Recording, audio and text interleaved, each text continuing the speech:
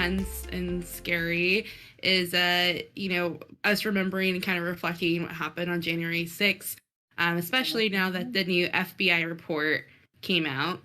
So I think Ethan has more about that. Well, yeah. So over the last couple of weeks, a lot has come out. Uh, and the FBI, their big report was just that there was no like center person in charge, right? Like nobody orchestrated it. One person orchestrated it. And then the people that were higher up, who you can say help orchestrate items, Mhm. were either FBI agents or FBI informants. So, There was actually FBI agents undercover. I only thought they had informants. well, we don't know all the details, but the term agents is used in the report.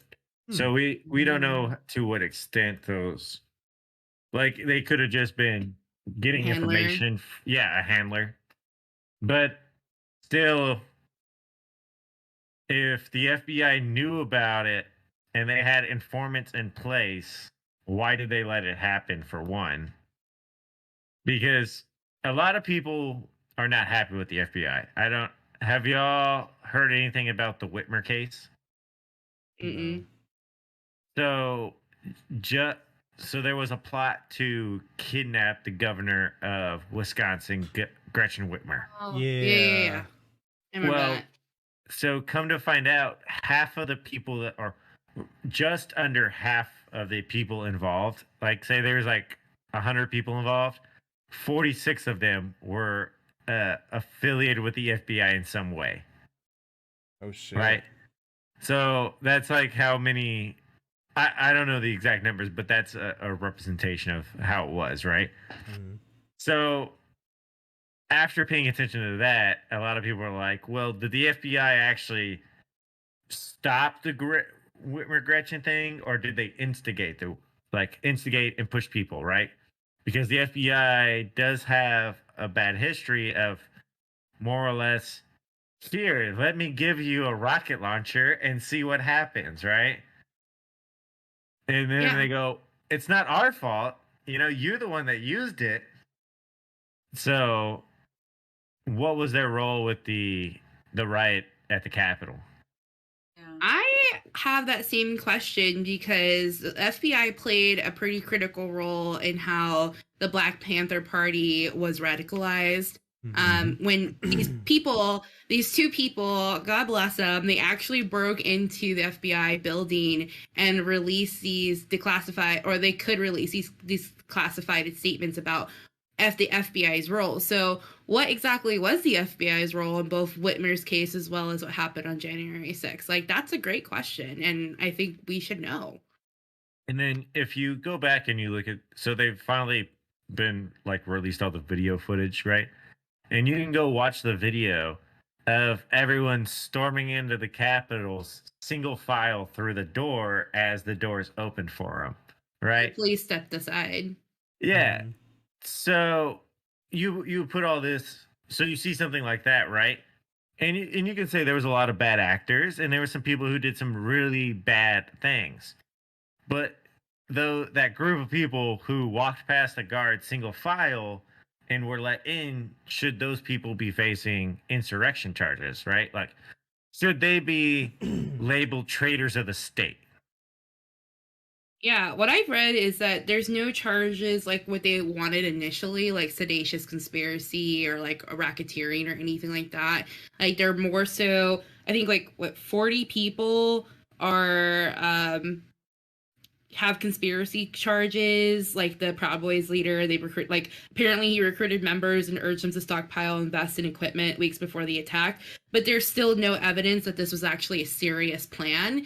So I agree. Like, it just seemed like the perfect storm of events, right? Like, some bad actors took advantage of people that are riled up and it just escalated from there. Yeah, like you could easily see how the situation, if you put a lot of angry people in a situation and you have somebody who has good knowledge of how to manipulate situations to get the worst outcome, then, Mhm.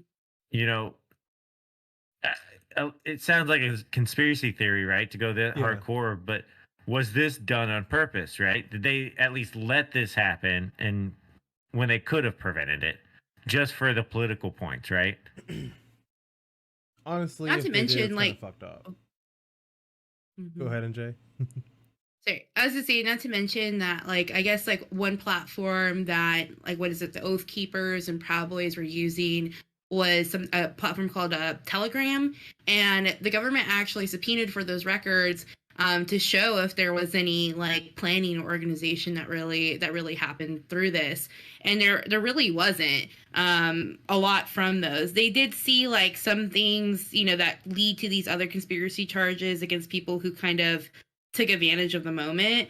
Um, but yeah, I mean, like the riots from last summer, from 2020, and the protests there. National Guard was called. Like, there's other things that happen. Why didn't something like this, when most platforms, even like Facebook, knew it was going to happen before it was going to happen, or maybe it was leading And that there. was so like you bring up the platform item. Parler was nuked out of the web, right? Mm-hmm. It still exists to this day, but it will never recover to what it was, and Yeah. because it was said to have been used to orchestrate this.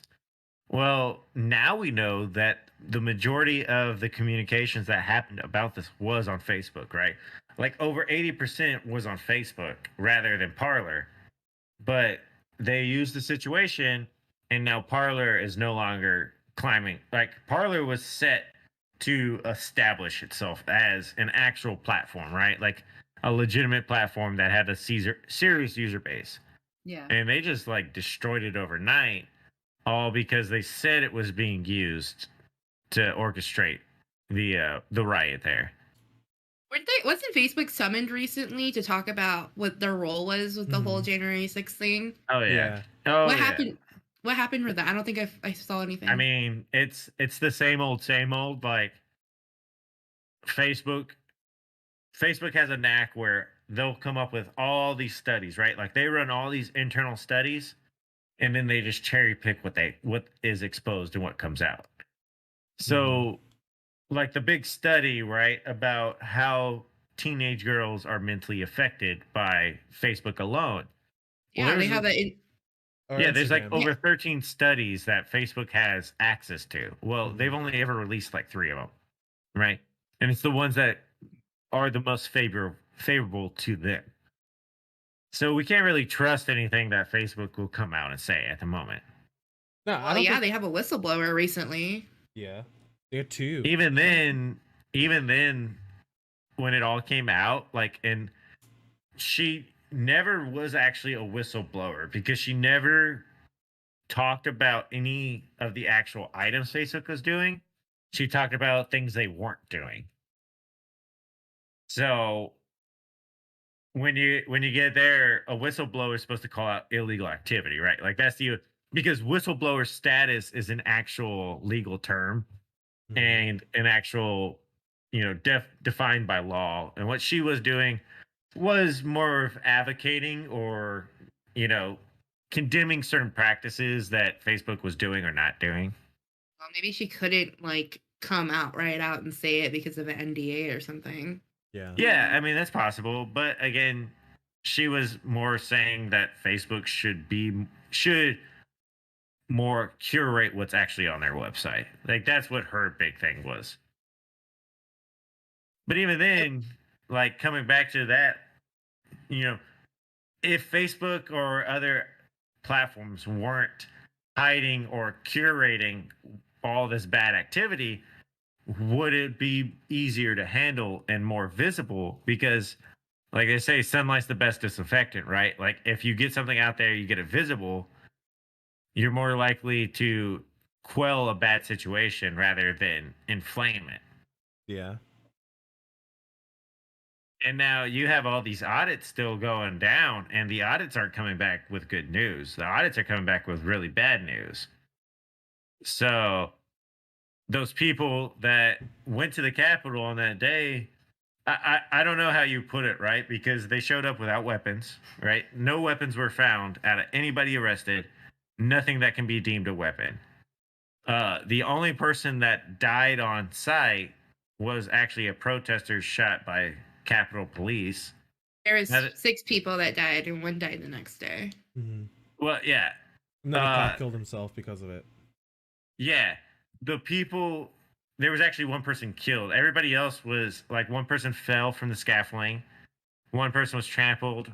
You know, like they died there, but actually between police and protesters, there was only actually 1 person that was hurt and killed. I know they made a big deal about the one officer who he passed away the day after, and from the medical autopsy, it was a stroke that he passed away from, and it could have been stress from the day before, but again, the medical examiner said most likely this was, not something that just appeared out of nowhere. Like it was going to happen to him. It's kind of a time bomb. Mm-hmm. But you come back to it on the other side, and they still have the January 6th commission going on through Congress, right? So we have taxpayers' time and money going to the January 6th commission, who is now calling and been subpoena people who are close to Trump just to get information from them. And that's like, if we come down and we have the FBI report saying that this was, not orchestrated by President Trump, then why are we still more or less pursuing people on political charges? When do we cross the line into just using this as political fodder versus actually getting down to the information? Well, I saw today that Trump actually sued to stop all communication that he made on January 6th and leading up to be to not be released to the commission. So, I mean, if he's not guilty, just release your communications. See, that's not true, right? Because so if a hunter goes on a hunt, what are they trying to do? Hunt. They want to kill something. Yeah. So if you give somebody access to comb through, they can comb through to find anything to keep it going. And that's where we crossed the line, right?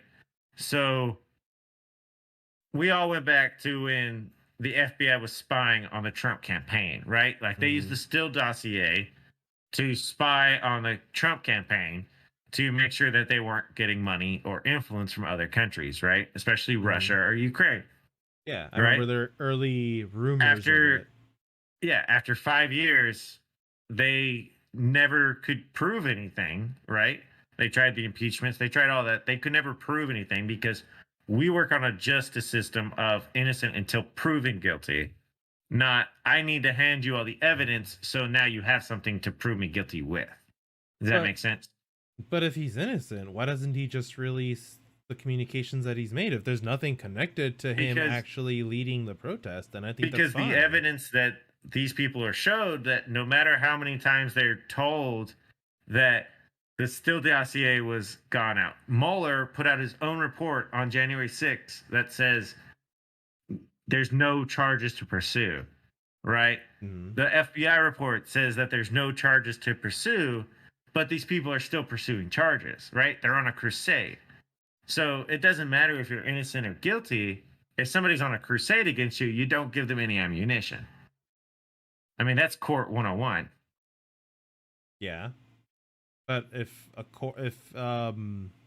these people, they have jurisdiction power, not jurisdiction, damn it, judicial power, don't they?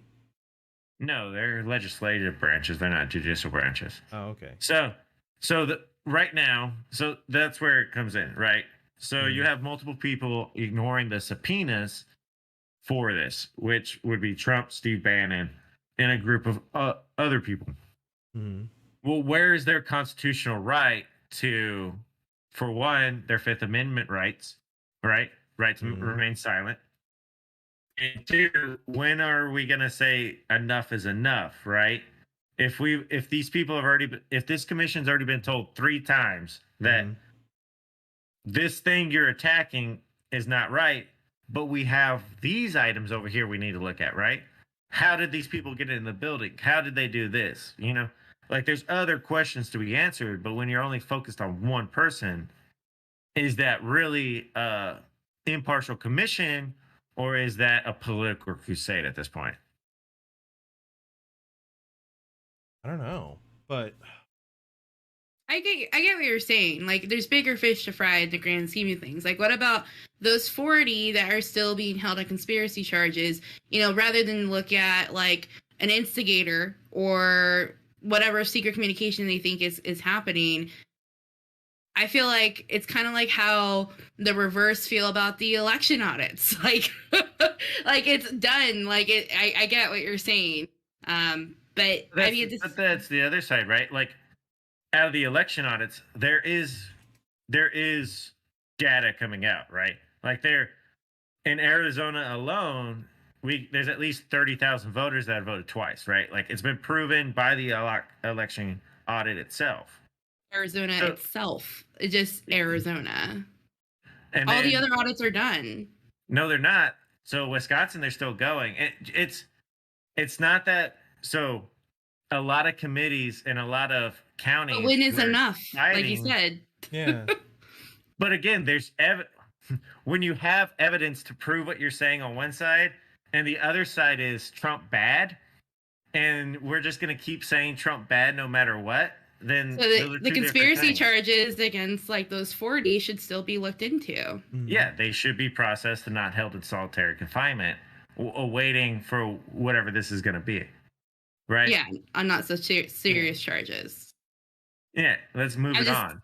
I just analogy there was how you feel is how the reverse feels about the election results. But that's what I'm saying. But again, it's not an analogy because one side has evidence, one side doesn't, right? But, so one side, you don't see, that's the problem right there. Okay, so I can tell you, there's federal investigative people who say there was proof that there was problems in the audits, right? Like we have evidence that the audits, not to the scale that everyone's being led to believe. But again, if there's small problems, let's fix it, right? Let's audit it. Let's fix it. If there's nothing to hide, then show the evidence. That's what I'm saying. Right? If there's nothing to hide, show the evidence. Just agree with what the January 6th Commission is asking and release it.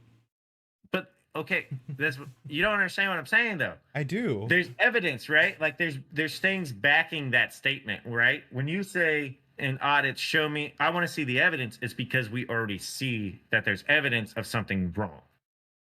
The other side, you just have a lot of angry people. And if you look at it, they weren't armed. They were on public ground. And from what I understood, they had a permit. Like the original thing that happened was permitted through the city. So how can you call that an insurrection and also continue for 9 months later to try to prove it was an insurrection instead of now they're trying to disprove that there was audit problems, right? Like that's where the analogy is an issue. We're still, instead of finding people guilty, we're still trying to prove that they were guilty in the first place.